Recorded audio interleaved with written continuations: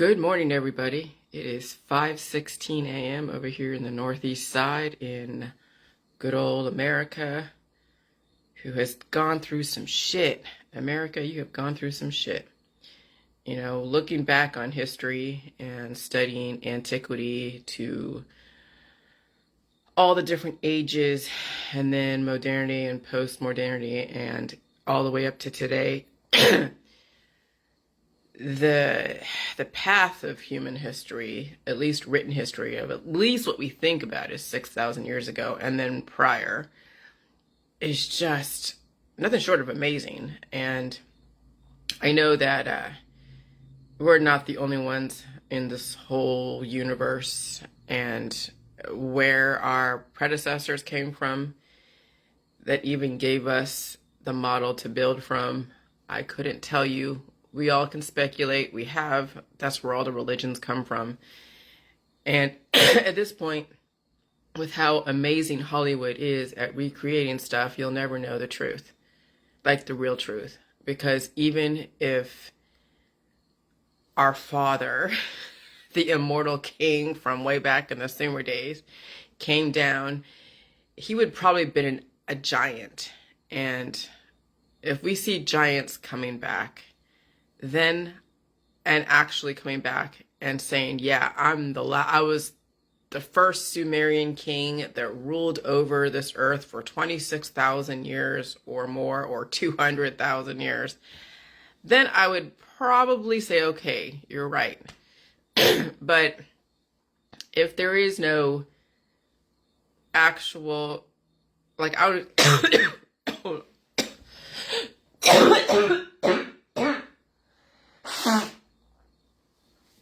sorry.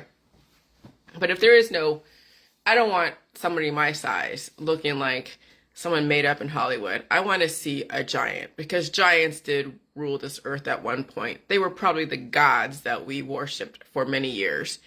And if there are no giants of that stature way back when, then I'm just going to chalk it up as, yeah, it's nice to think about. It's great, but it's not really, it shouldn't really be the focus, because you can't really prove it, okay?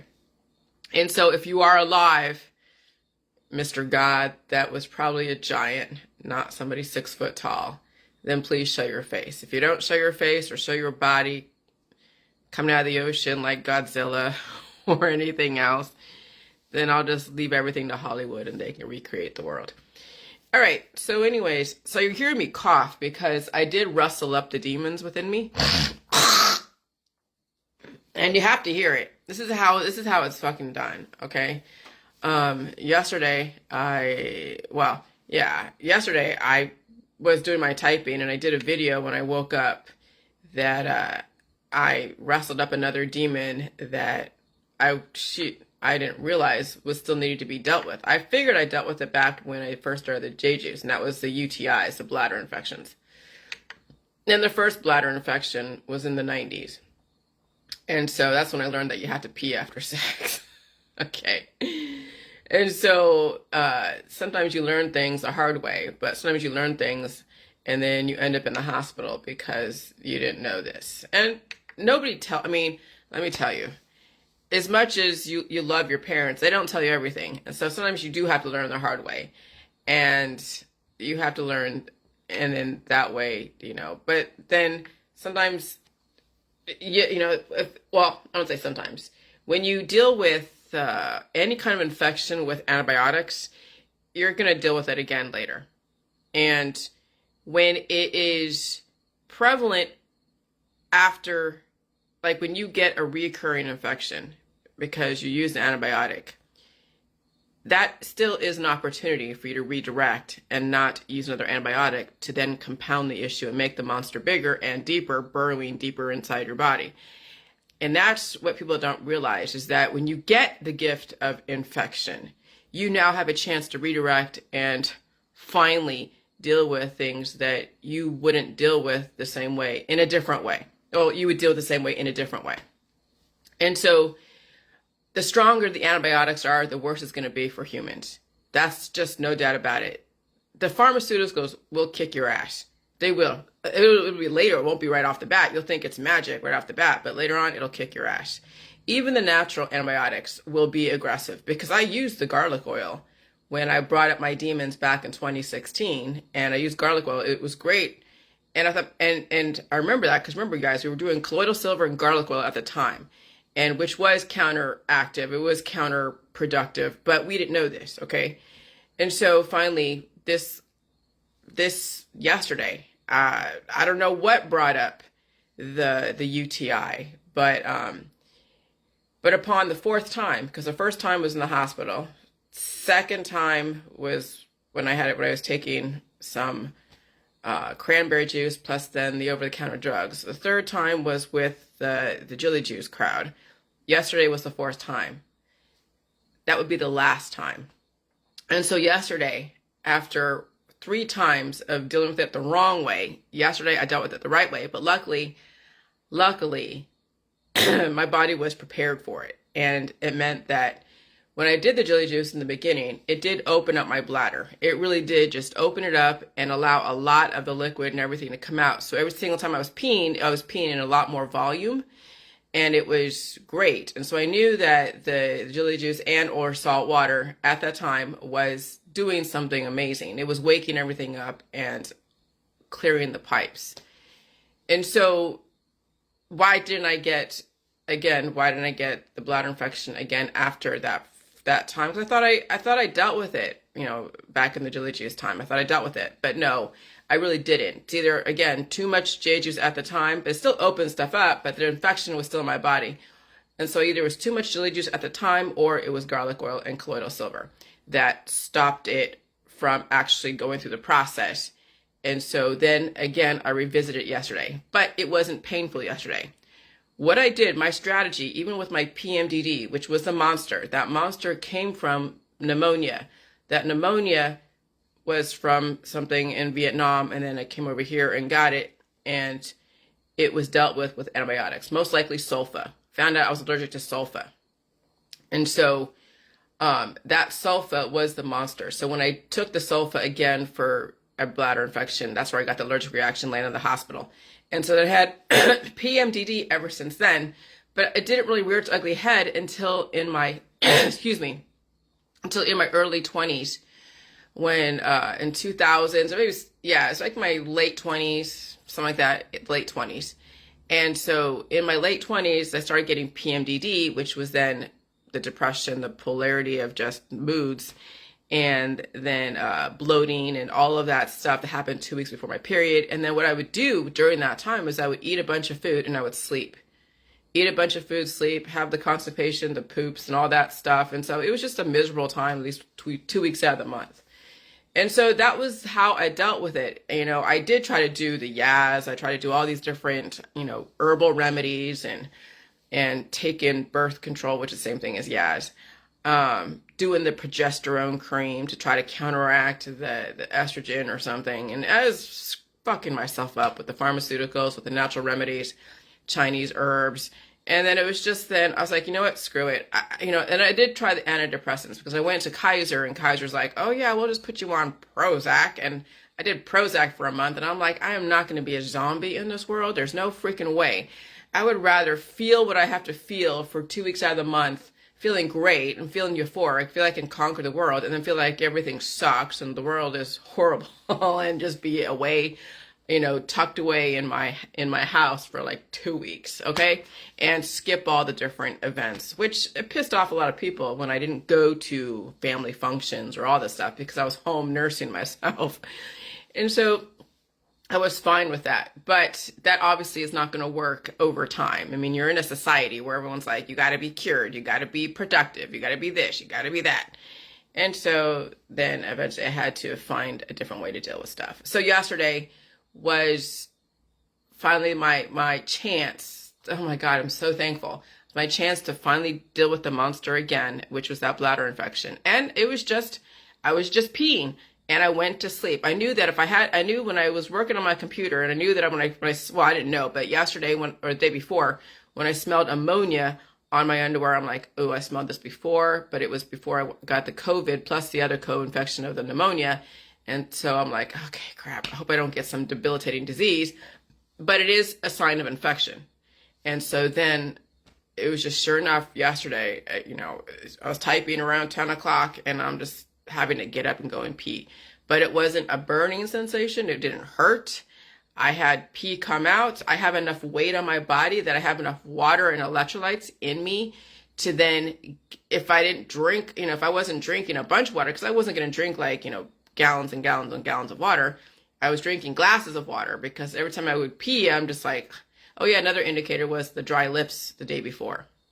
But anyways, every single time I went pee, I drink a glass of water. And I come down and be like, okay, and then I have to get up again and go pee. And it wasn't actually even 15 minutes later. I mean, I say it like that because it seems like, but it was like actually 5 or 6 minutes later that I have to get up and go pee again. And so I get up and go pee again. And I'm like, geez, what's going on here? And I drink some water. And I was just like, this is just a little bit too frequent. And then I'm like, and then I realized, oh, I felt the energy, but not a painful energy. It's still energy. Like, something is going on down there, but you're just like, what? And it was reminiscent. It was reminiscent of the bladder infection without the pain. And so I was just going to the bathroom. And then I finally said, okay, I'm going to put some a little bit of salt water. So I took a shake of the salt shaker, put it in the water, stirred it up. And I'm like, okay, I'm just going to drink it. And I drank, a whole glass of, teaspoon of 8-ounce glass of salt water. And it did no waterfalls because that wasn't the intention. If I put a lot more salt in it, yeah, I'd get waterfalls, but that wasn't the intention. The intention was to encourage more of the pee to come out and give my body the liquids for it to flush out. So before I even did the salt water, I did a bunch of regular water. And so after that glass of salt water, I still had to pee. And so I said, you know what? I'm not going to be typing. There's no way I'm going to freaking type with this going up and down the stairs. And so I said, okay, I'm going to turn this, whatever. I went upstairs, just laid in bed, watched some Netflix, would fall right asleep. I fell right asleep, and then I'd wake up and having to pee. So I'd go and pee, come back. And then finally I woke up yesterday, and that's when I did the video yesterday around 3 o'clock. So it was from 11:30 to 3 o'clock that I finally was able to sleep for a few hours. And that was actually kind of being up the night before, a lot more up. So I know there's a lot of activity going on, which kept me up. So you guys, you're going to have to, when you do finally deal with infection and you don't know why you can't sleep, there's a lot of activity going on. You have a whole world inside of you that you don't even know. I mean, you do, but you don't. And so I slept for, the 3 hours, got up at 3. I still felt a little bit of energy down there, but it wasn't as bad. I was drinking water and I ate food. I'm like, okay, I'm going to feed the energy. I'm going to drink water, not too much, not too little. I'm not trying to stop it. I'm just going to sit with it. And it was palatable. I'm not saying that I was eating it, but it was tolerable, not palatable. It was tolerable.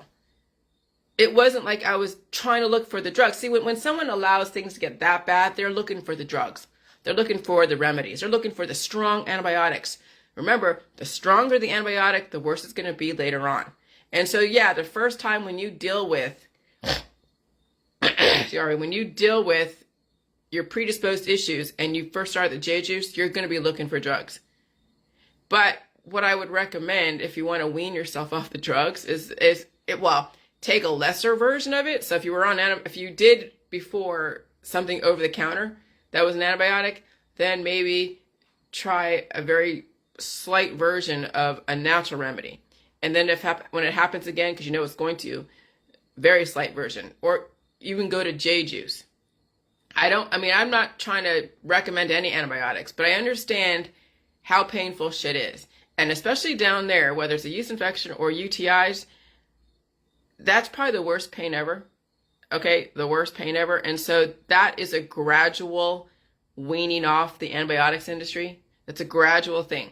And so that's where I understand where people would have to go and wean themselves, because there's nothing like the discomfort of your orifices going through the shit that you have to go through. And I get it, okay? It reminded me, because I remember when I was douching with apple cider vinegar, which is a no-no, and I had the yeast infection because that's what I thought I should do back when I was in the holistic world. Oh, jeez. That was like again, like 10,000 knives stabbing me within my body, because that was the worst pain ever. It was, but But I thought that's what I had to do. But no, I made shit worse by using vinegar, by using apple cider vinegar, using any of those things. Jade juice is probably the best thing, or some kind of salt water. But you still, again, you don't want to cure yourself, but eventually, yes, you will have to deal with it. But salt water is probably the best to use as far as a douche if you really had to. But again, remember, you don't want to cure yourself because you will have to deal with it again. And so you have to learn how to deal with the pain as when it comes back again. It should be less and less. That's the whole point of weaning ourselves off the medical and the holistic system. And it is a gradual process. It is not cold turkey. You can't just get off the medical holistic system, because we have trained our bodies not to feel pain, and we've made the monster worse. Like, seriously, we made the monster worse. And so yeah, you pay for your ignorance one way or the other. And so there is no institution, whether it's Stanford, whether it's a medical system, holistic system, even the naturopathics, the homeopathics, all the massage therapists, all the different therapists, they don't tell you everything. They can't tell you everything because they don't know everything. If they knew everything, they wouldn't be turning to all the therapies. All the therapies, whether it's Reiki, whether it's massage, whether it's immunotherapy, stops you from experiencing everything. And so you can't possibly know everything in the medical holistic system because they stop your experiences. See, we're in the age of experience. Yesterday I was writing about the cancel culture, which not everybody likes hearing about because they are part of it. And I'm going through, like, just sandwiching 2600 BCE, the first physician Imhotep, all the way up to now, and saying we are in this cancer culture because of Imhotep and all the points in between, all the way to post-modernity. And now we're at a tipping point. We're in the age of reckoning. And that's not an actual formalized age, but I'm using it loosely as an example that, since we're going to be like, okay, age of information, age of technology, age of reckoning, age of enlightenment, age of this, age of that. Well, we're in the age of reckoning. And our genetic lines have been squeezed out so much innovation and so much stuff that it's now finally glitching, and people are angry. People are getting cancer disease, chronic illness, disparity, violence, like so much stuff. And now we're at a tipping point. We're in the age of reckoning, and now we're going to end up with eventually the Georgia Guidestones. And that's going to be the planet. But on its way down to 500 million, it's going to be rather treacherous. And we're going to be in the age of experience. We're going to be watching people doing some stupid shit. We're going to be watching people hurting each other. We're going to be watching people go out there and have their fun and jump off of buildings with their parachutes because they want to have the experiences. I mean, that's what I was watching something on Facebook where it said Best Buy is pissed off that their consumer base is now out there playing around and they're not buying all their electronics and their computers because they were locked up for the last 2 freaking years. Now they're out there playing, and I get it. They're out there playing around. And part of me is like, when I do go out and just to go to someone's house or go to the store, I'm like, oh my God, the town still exists. Wow. It's like, coming out from your cave and realizing there's still a world out there. But the world still hasn't changed. It's actually changing. It's changing, but it's not going back to what it was prior to COVID. No, now it's like, people are like, fuck it. If I die, I die. I mean, that's kind of the mentality, because it's like, you stay at home again and deal with your issues and be at home for another 6 years, right? Which people are saying that's what's probably going to take, is you actually staying home or just go out with a bang. And you're seeing that split in society. Some of you are fighting yourself and you're trying to straddle the social life and fitting in again, and then trying to understand the JJ world, that there really isn't, it's hard to split your affections. It's not impossible, but it'll be very difficult, because there are viruses out there that will stop even your monster from coming out. Okay? Because there are viruses that stopped herpes. And they say that the vectors did, but the vectors are the different viruses, the antibiotics that are out there floating around. And so even my husband had a disappearance in his eczema because of the COVID. I mean, some viruses are used to stop another virus. That's just the circle of life. That's predator and prey. There's going to be a stronger entity that's going to overtake a smaller entity or a weaker entity, and so then you don't get the energy. The stronger entity just squelched the weaker energy, and so then you don't get that experience to deal with your stuff, and so then you have to how do you experience all of your predisposed issues? Well, you can't force it. Okay, you can't force it. You can't try to do so much JJ's that you think you're gonna bring everything up, because you'll cure yourself and then that will be worse later on. Or you'll bring up other things that you don't want to deal with. But you can never pick and choose your predisposed issues to deal with.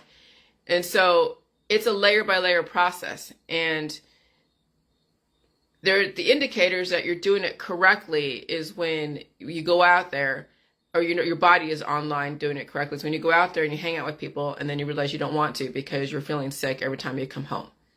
You don't want to because now your predisposed issues are rearing its ugly head, and you're trying to get work done, trying to do this, and hanging out with this person or that person or out there in public is just keeps triggering stuff where now you're like, okay, I'm sick more than I'm well. This really sucks. But you know that's got to happen. But if you're trying to write a book or do a job, that's going to be hard. So then you're like, well, I'm going to lessen my social activity, lessen my exposure to the world out there. And this is my world, is I go to the grocery store, wear a mask, come home really quick, and get my job done for 8 hours. And if you're working at home, that's great. But if you're not, then you have to be out there. And plus, forget it if you're out there working, because then you really have to be cured. And you're getting exposed to every single type of antibiotic that's out there that's going to then suppress. That's called herd immunity, just so you know.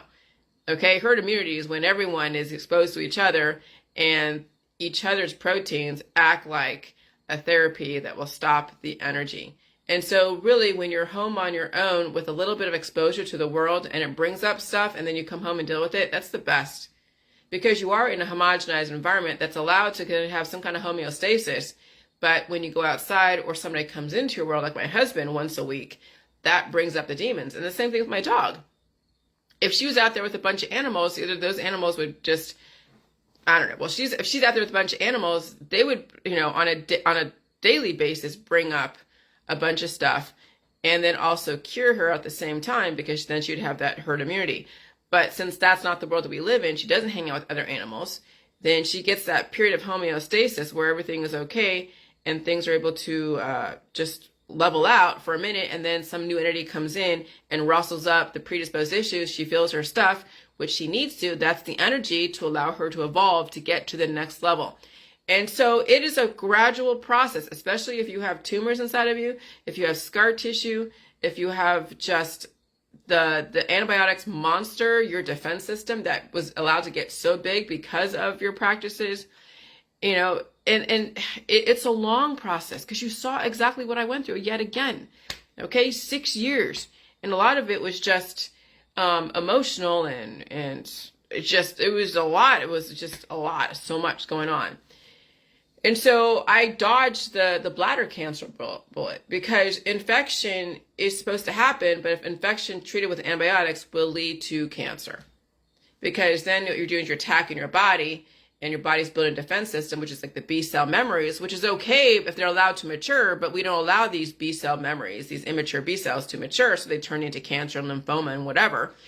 And if you were to release a lot of them and you allowed the ones that are inside your body that were converted to be good to mature, you would become a peaceful, productive, non-anxiety, non-aging adult who had the capacity to take in information and process it so quickly, and then or convert it so quickly into something amazing. And then we would have an advanced society more than what we have. I mean, we have people who are advanced because we take in 7.9 billion people. And just like anything in your body, when you compartmentalize the strengths, and then you put all all the different strengths that have like-mindedness, that is strong in engineering, like in your body, and you put them in this petri dish, and then all the people that are strong in chemistry, put them in this petri dish.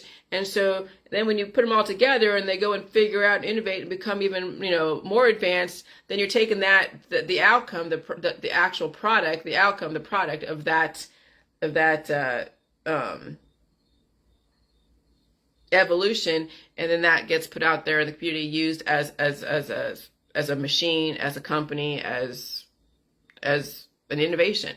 And so, yeah, so 7.9 billion people and climbing will elicit so much different information and innovation, but there's also going to be people who will fall through the cracks that will only go so far in this world because they weren't groomed for anything particular. They didn't have the predisposed issues to deal with new information. They were told that pain and all that stuff is a bad thing. Here, take this drug. And that was done from all the innovation over here. And so that's why I'm saying Silicon Valley is the hub of innovation. Silicon Valley is the program people. Silicon Valley will put out your movers and shakers, your serial killers, all your different levels of whatever of people, and they're going to go out there and influence society. The beautiful people, the ugly people, I guess, the psychopathic people. That's why I'm really interested in Charles Manson, because he came out of the he was so educated, he was given so much information, and he was thrashed at the same time.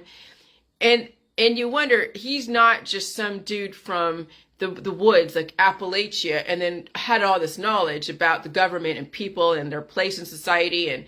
And he was very intelligent. That intelligence came from somewhere. It didn't just grow in Appalachia. It was fostered. He was groomed for something, and they also thrashed the hell out of him. So, which is why he was so violent.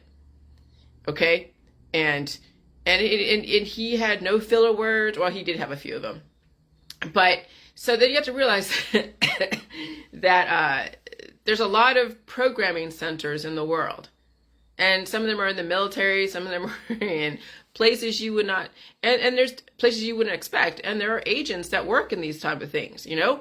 Not like FBI agents. Well, yeah, they're part of it, but they're doing a specific job. But there's behavioral scientists, there's chemists, there's so many different scientists. And again, Silicon Valley is the hub of innovation. And so when I'm when I'm proving that the Illuminati, which is a pejorative, which is basically the Freemasons, and then the Rosicrucians, which is all the same thing, all these secret societies are not so secret, they have their own history, and you can go back and read all the different rabbit holes about how they came about. I mean, Alex Jones has his own rabbit hole about the Freemasons, and everybody out there that's in the anti-New World Order has their own rabbit holes of how the Freemasons came about and all that. But those are just rabbit holes. Okay, we can acknowledge that there were people that understood. There's the esoteric knowledge, where that came from. Again, we don't know before Imhotep. We only know that Imhotep advised, he was the chancellor to the pharaoh at the time in 2600 BC. I forget if it was a dozier, it was the pharaoh. But where did he get the information from as far as surgery and antibiotics and chemistry and engineering and architecture? I mean, that's some pretty advanced knowledge that, again, you wouldn't get in Appalachia. You don't just grow knowledge on trees. It is cultivated. It's years of research. Just look at us doing years of research. And so he was probably taught by somebody else that we'll never know. Okay. And so when you think about the internet now, is basically the vault of knowledge, if you can get through the information and the bullshit. So the internet is a gift to all of you if you know how to use it. I mean, people were making fun of me. Oh, you're a Google scholar. Oh, you're a Google scholar. Oh, you got it off of Facebook. Oh, you got it off the internet. And you see all the people in the academia making fun of those that do Google research. Well, that's like the scholars like Michelangelo and Copernicus. They're looking through all the information. They're looking at everything. They're looking at their society. They're looking at their families. They're looking at their scholars and predecessors before that studied the same thing. They're looking at nature. They're looking at the fucking sky. They're looking at the ground. They're looking at the bugs. They're looking at the plants.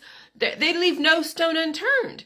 So how can you be so discriminatory and say, well, that table and that chair and that sky and that plant has nothing to do with anything that I'm dealing with, or as far as the bigger picture, and then you block yourself from information. And so if you can't process all the information in the world and take it in and learn how to organize it and understand the bullshit between the bullshit, and the relevant stuff based upon your intentions, then you will only listen to a biased point of view, and that is academia. Now, I'm not trying to knock academia. I'm saying that they have a place in the society because our society is run in a very biased way. It's all about antibiotics and staying cured and also being innovated at some point and then die at some point.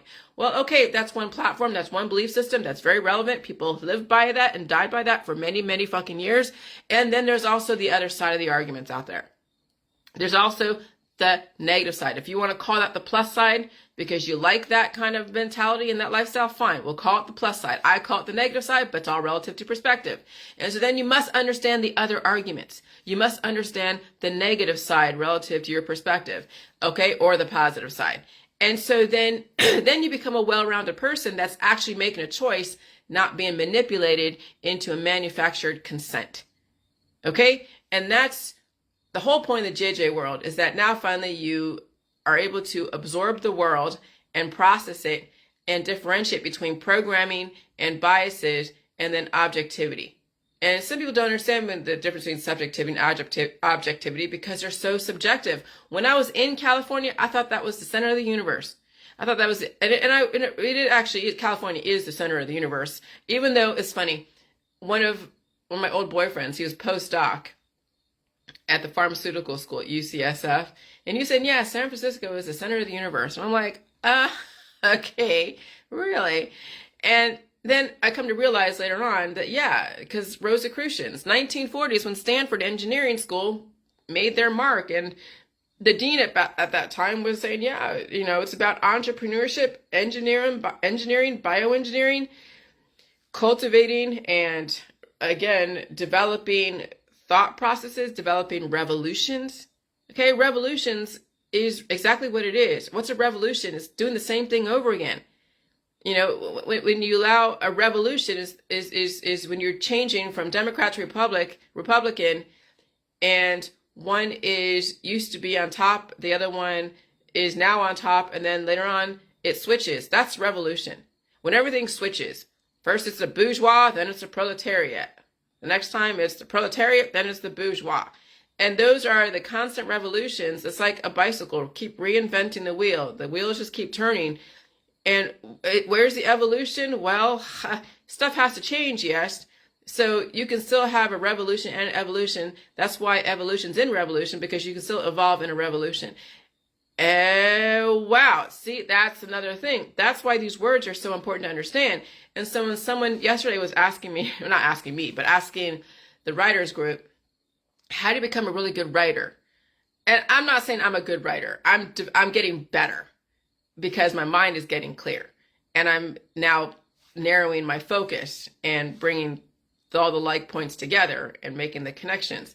But how do you become a good writer? At some point is first the command of the English language, understand the etymology of language, and understand how to use a thesaurus. I don't know all the words in the world, so I use a thesaurus, which means I go on to thesaurus.com or dictionary.com and look up different words to use so I don't sound redundant. But it's also having experiences. If you're stuck in a small town your whole life and you've never ventured outside your small town, you're not going to have enough life experience, enough worldly knowledge, enough of anything to have any opinion, because you have absolutely no idea what it was like to be in that area or to understand that person's, situation. If you've never met people and heard their stories and empathize with their situation, then you'll never be able to speak to it. And then you can't possibly have an actual objective opinion about the world that you live in. You'll be so subjective, which is why I get mad at those in the activist world that are stuck in the anti-V and the pro-V, or anti-GMO or pro-GMO, or Republican or Democrat, or politics, religion, science, because you've pigeonholed yourself. You can't possibly be objective when you are stuck in your religion, in your politics, and your scientific dogmas. And so that's where, or in your family, or in your friends, or in your associations. Okay? And so we have allowed people to get so subjective, and then you try to bring them together, and it's like oil and water. No wonder we have these constant wars. When you're bringing antibiotics in a body that's probiotic, because your body is probiotic, well, shit, no wonder there's a war inside of you. No wonder you're aging. No wonder you have cancer, disease, chronic illness, and crazy things coming out of your body or growing in your body, teratomas, tumors, whatever, filaments like Morgellons. I mean, no wonder your shit in your body is just crazy, because Because you've brought in such, uh, you brought in such, no, I don't say diversity because that sounds, you brought in a war. Now, are wars necessary? Well, they're necessary if you're trying to get innovation. Okay? That's what I was wrestling with the last couple of years is it necessary to always have plus and minus at war with each other all the time? Well, war can be draining. You see it when somebody's fighting cancer. Eventually they give up because they don't really understand how to feed the war. They only know how to starve it. When you starve the war, you make the monster pissed off and the monster will eat you like the lion eating its tail when it had no food. Like the snake eating its tail. That's the whole point. That's the Ouroboros. That's the whole point of the medical system. It's the snake eating its tail. But it doesn't have the snake in the circle, which would be obvious, right? So they have the snake going up the freaking staff. If people are like, oh, that means something. That's like the Adam and Eve, the snake tempting you with the apple. Well, there's that too. Yeah, you can come from that perspective. But when you think about the snake in the medical holistic system, it's about the snake eating its tail. Because when you're bringing in so many antibiotics and you're fighting a war that is so exhausting, okay, and you're not feeding your body because you're afraid to feel any energy, so you're starving your body of milk, meat, cheese, eggs, and all that stuff, and you're on your low sodium diets, yeah, your whole body's going to cannibalize itself and turn into the crypt keeper or become so obese because of the hormonal imbalances, because of overproduction of cortisol or any other types or fat or whatever, then you suffocate your body or you starve it. Well, it's the same thing. Okay, and so that's why we see such a split in our society. That's why we see such extremes in cancer, disease, and chronic illness. And then when we get surgeries, we're developing now trauma to the body. And when you develop trauma to the body, you piss off the monster even more and yourself. And then your body goes in defense and you're still starving because you have issues and you're taking in antibiotics, so the monster becomes bigger. And then now, again, you've just triggered even more so Ouroboros, the snake eating its tail. Okay? So I dodged the cancer bullet because I now dealt. Oh, I dodged so many cancer bullets. I dodged the lymphoma bullet. I dodged the cervical cancer, uterine cancer, ovarian cancer. Okay, I dodged that bullet. I dodged the bladder cancer. I've dodged lymphoma. I've dodged your lymph nodes and all the different infections in your body. That's what I realized. All the infection that's in your body is just growth. Your body trying to evolve, and you don't want to feel the pain, and so you're taking antibiotics, and that antibiotics will come in your body, and then every growth that happens, that tries to happen, it gets stopped by the antibiotics. Then we'll try again. It keeps getting stopped, and then it builds a defense system, and then the defense system is actually in those specific areas. So that's why those people that have predispositions for breast cancer, bladder cancer, ovarian cancer, testicular cancer, anal cancer, colon cancer, it's because they have tried to stop energy and kept using antibiotics and damaged those specific areas that we're trying to grow. Those are the predisposed issues. When you feel pain, it's predisposition. But how you react to it is going to be the difference. And so then when you have successfully stopped your body from evolving, and then you go have a child, what do you think is going to be translated into the next generation? Another predisposition, the same predisposition of bladder, uterine, breast cancer, because you never dealt with it as the parent. And so that kid gets all of your curses. And now that child is going to be subject to whatever energy in the future. And then you're going to teach it to take antibiotics, and then it'll go down the same road. So we don't have any evolution in children, no, because children were taught by the parents. And so these kids are really actually clones, but now they're glitching like hell, and they're having their own issues, even worse than the parents. Sometimes the kids can do better than the parents if the kid actually learns how to mature and evolve, but we don't allow our kids to mature and evolve. Oh, hell no. Let me tell you, if I hadn't fought to stay alive, or if I didn't have people that I had at the time that I was going through some shit, I probably would have died. My mother wasn't going to step in. When I was in the hospital, she wasn't around. I wasn't talking to her. Even though I still used my Kaiser number when I was like maybe 21 or 22, and I was out of the house, but I still had my Kaiser number. So that's when I checked into the hospital, and she didn't know that I was still on their insurance. So I think she figured out when she got the bill that I used the insurance. But if I hadn't gone to the hospital and I would have tried to, who knows? I probably would have died. that's the thing. Not all parents really want their kids to surpass them. A lot of parents want to squelch their kids' opportunity because they don't want their kids to do better than them. Some parents want their kids to do better than them, but do they really do better, or are they just programmed to go a specific way? Yes, they might make more money, save money or more, but they still end up dead. So are they really doing better, or they just went in a different direction and made a few thousand more per month? Is that really doing better, or is it that, I guess if that's how you want to characterize doing better than, the parent. But in reality, when you think about it, parents don't want their kids to do better. And if that were the case, then these kids would not have to then bear more children, because doing better means that you wouldn't die. You would still take on information and evolve and adapt. And so we've even instilled into the parents that at some point destroy your children with the advice of medical, holistic, surgery, all of that stuff. But in the meantime, do a job that makes some money to give your parents accolades at some point. To say, oh, I raised this type of child. Sugar! Come on down, Sugar. My doggy. I gotta take her out. Hold on, let me see. Sugar! Let me see what else I have. Okay. I think I covered everything. All right. So, again, they're saying that, not again, but since they did overuse antibiotics, that's why they're promoting all the vectors. Okay. So if you don't have antibiotics in the society, natural or synthetic, there'd be no reason for vectors. So if you want to change society where it's a vector-free society, stop promoting your pills, powder supplements, detoxes, herbal remedies, turmeric and honey, all your different concoctions, jalapenos and cayenne pepper and all that shit. Get out of the medical system, get out of the holistic system, and there wouldn't be a reason for the vectors. And you wouldn't have so much disease. But if you are so dead set on having your natural remedies, your herbal remedies, your cannabis, all your different, herbal drugs and natural shit, then you will have a vectored society. And it will always be the war against, there'll always be a war until you figure out how to deal with the war inside. Have a good day. Bye.